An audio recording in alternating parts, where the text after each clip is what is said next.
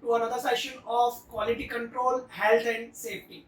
So students, we have understood about what is quality, quality control, quality assurance, difference between quality control and quality assurance. Then we have moved forward towards safety. What is safety, causes of accident, accident caution theory, the role of safety personnel, safety acts, and so and so. So this will be our last session on this quality control and health and safety. So today in this session we are going to learn about inspection, safety measures for different item of works, and occupational safety and health administration, which is also known as OSHA.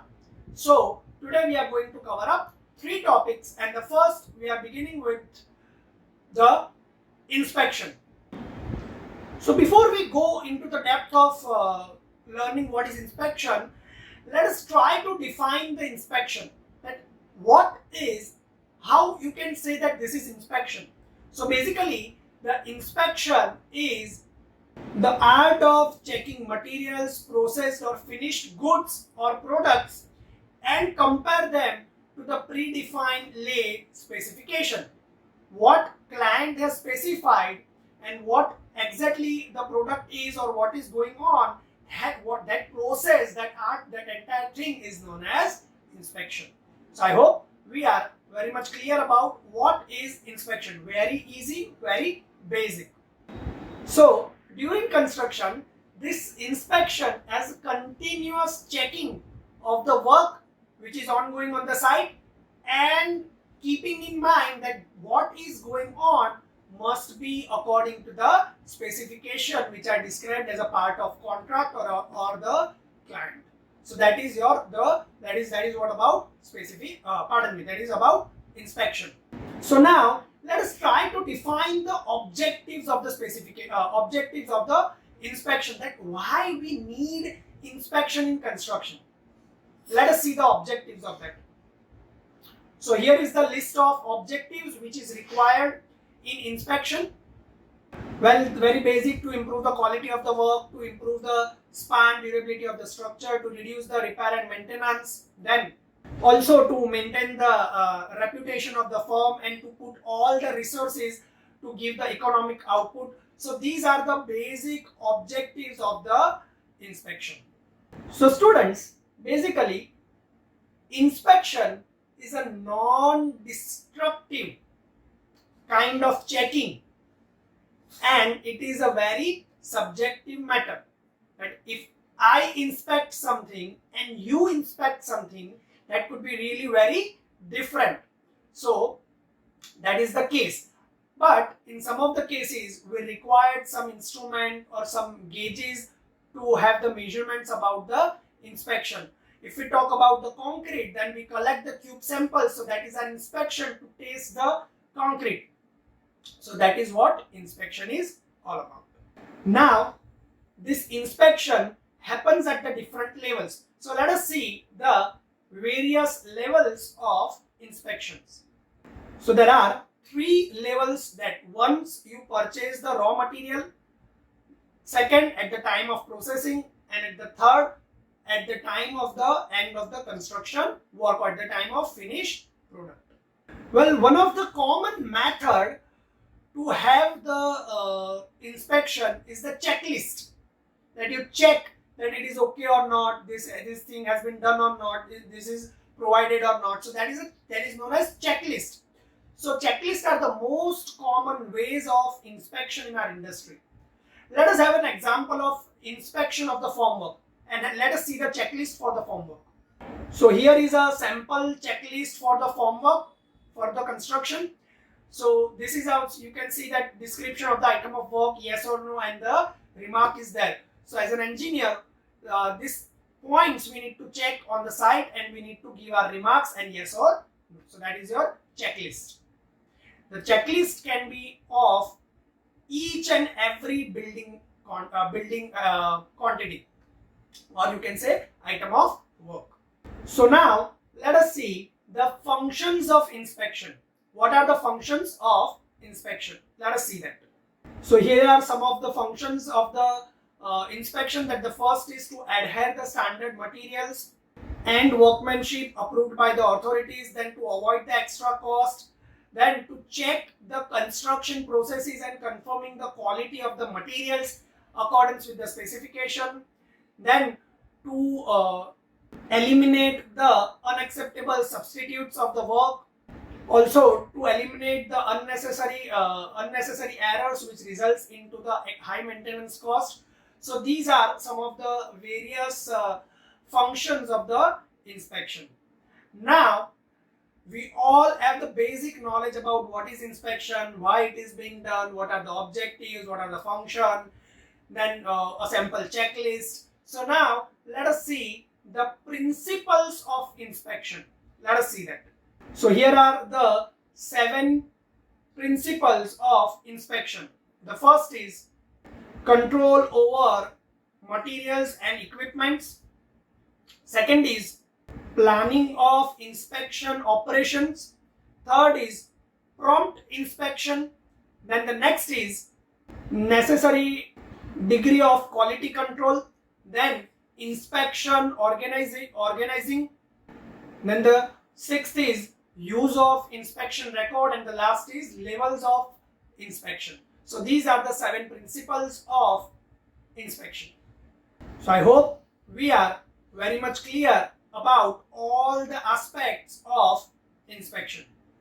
So moving forward with our second topic is safety measures for different item of works or different building item of works. So the first is safety measures for excavation. Let us see that. So here are some of the safety measures for the excavation. See students, I have mentioned very brief points in this. You can have more detailed idea about it, because as we told that safety, as I've told you that safety is something very subjective. You can go on and on with it, but these are the very basic and necessary points to keep in mind. Let us start with it. The first is, in all the works, the experienced and competent foreman should be look after all the excavation work. Then the next is, before doing the excavation work, all the necessary information or all the necessary understanding or the study should be done about the underground structure, such as electric line is going over there, or gas pipeline, or water pipeline, sewage pipeline, drainage line. So all the necessary information or study should be done carefully by the engineer or the in charge to avoid the unnecessary accidents. Then safety helmets to be worn by each and every worker entering into a trench, and also if the trench is been in the soft soil or sandy soil exceeding 2 meters, all the trenches should be shored and timbered. Now the excavated material should be kept away from the sides of the edges of the excavation to prevent the sliding of the material. Also, if you are using any heavy equipment, that should be put away from the sides of the excavation. Now, talking about when at the places where the public is likely to trespass, then fabrication or barricade is to be provided by the contractor. Then at night, the excavated areas should be adequately lightened, or light should be provided in the excavated area. Then the workers which are doing the excavation should be spaced properly so that they do not get injured by the tools or machinery or their fellow workers. So these are some of the safety measures of excavation according to the IS 3764 1996. So keep this in mind. Now moving forward with our second safety measures, that is for the demolition of the building. When you demolish a building, also there are certain safety measures which you need to take care of. So let us see that. So on the every demolition site, danger sign should be provided at all around the structure. Also at the door which are providing access to the building. Now barricades should be erected all around the structure, and at least 2 exits to be provided in this building for the emergency work for the workers. When in the night, red lights should be placed around the structure or should be placed around the site to prevent the unauthorized entry of any person. Then when you are demolishing a structure, workers or the laborers should warn all the safety appliances such as helmet, gloves, glasses, etc. Now, in case of any danger anticipated in the adjacent structure where the demolition of any structure is happening, if the danger is anticipated in the adjacent structure, that structure should be immediately to be vacant for the safety purpose or the to prevent the loss of human life. Then all the gas, water, steam line should be turned off or should be switched off or should be cut off before the demolition takes place. Then no demolition work should be carried out at the night, especially when the demolition of the structure is in the inhabited area. Then the power of all electrical services should be switched off and such lines should be disconnected before the demolition takes place. So these are some of the guidelines for the safety measures of demolition according to the IS code 4130/1991. So I hope we are clear about the role of inspection, functions of inspection, objectives, principles, levels. Then we have seen the sample checklist. After that, we have started studying about the safety measures, in which we have performed 2 safety measures. The first was for excavation, this was for the demolition.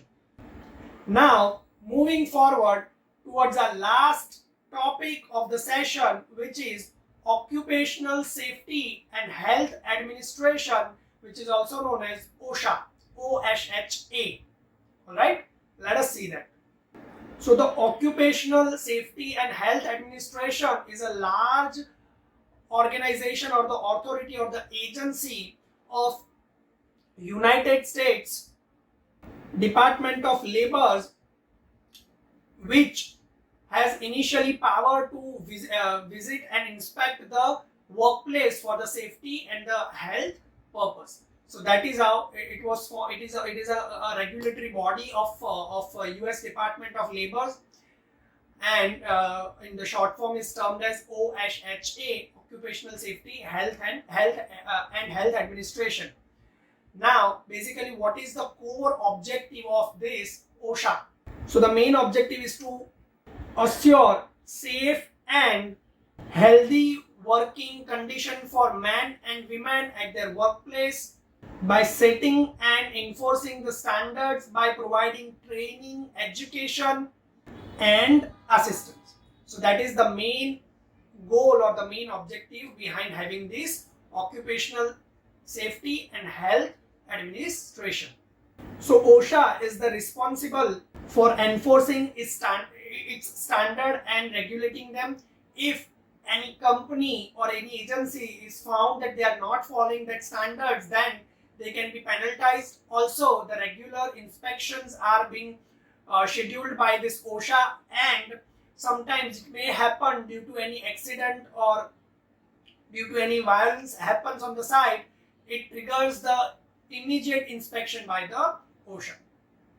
OSHA determines that which standards to be applied to which workplace, and then it enforces to the employer to follow those standards and enforce that standards provided by them to their workplace. So OSHA sets this standard with the help of their own research and the inputs of employers, experts, other stakeholders and the unions. Now, to help employers to adhere the standards provided by the OSHA, they provide education and the training to the employers and the employees as well. Now, once the OSHA is enforced by the employer at your workplace, and if you are not following that, then OSHA officials can issue you fining in the range of $10,000s, as well as they can issue a warrant if any criminal activity should be identified by them. So that is what OSHA stands for. All right. So I hope we are very much clear. See, OSHA is a regulatory authority of the US Labor Department. All they do is that they provide a set of standards to be followed at any workplace. They provide the training for them, training and education for them. Now, based on their own research and by the help of experts, inputs from the employer stakeholders, they set an entire pattern or standards, and you have to follow it. If you are not following, then you can be penalized, and if any violating activity is being found, then you can be criminally warrant. Your criminal case or the warrant can be charged against you. So that is what the brief summary of what we have discussed under the head of occupational safety and health administration. So I hope we are very much clear up to this point. Now, we all know that OSHA officials do the inspection. So they have their own priority of doing the inspection. So here is the list of priority according to which they provide the, they do the inspection. The first is immediate danger situation. Then the next is severe injuries and illness.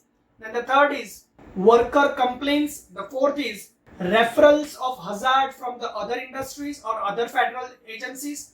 Then targeted inspection, follow-up inspection. So this is the basic priority list for the inspection by the OSHA.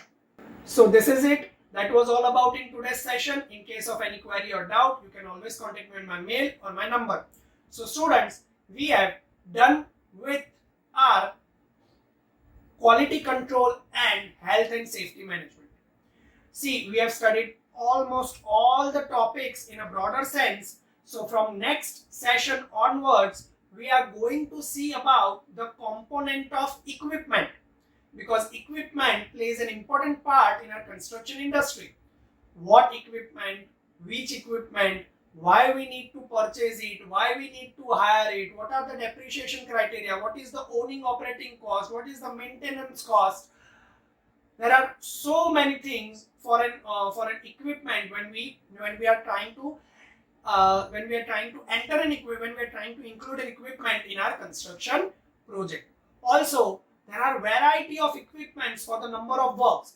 There is a crane, concrete batching plant, bulldozer, tractor, then dumper, so wagons. So there are number of equipment according to the variety of use, which we are going to see in our next lecture series of equipments in construction project. So I hope we are very much clear up to this point. In case of any query, you can always contact me on my mail or my WhatsApp number. Thank you.